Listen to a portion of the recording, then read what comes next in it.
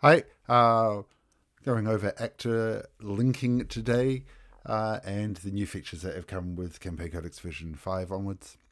So you've always been able to take a actor document and drag and drop it onto an NPC journal, onto the information tab, and have that actor linked to the sheet. So you're able to use the actor dropper and all those features to get the tokens onto the scene.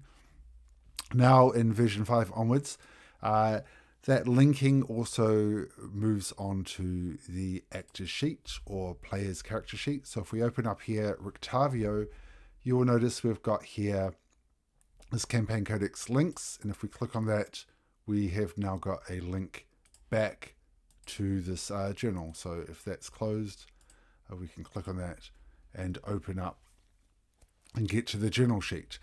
You can have multiple actors, multiple sheets linked to an actor, and you can clear them out quite easily as well if you prefer to remove them. You can decide to have a linked actor but not have it appear in this list by unlinking it.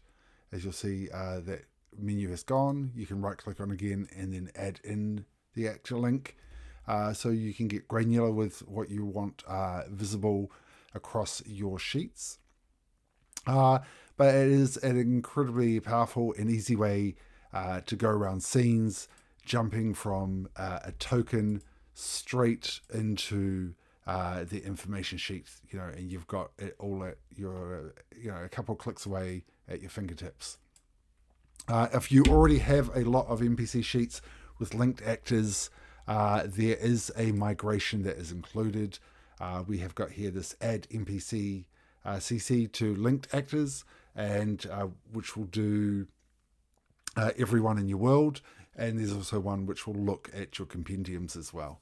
So super easy, super powerful way to get from a token on the scene straight into the notes you've made in Campaign Codex, and very easy to link and unlink them as well.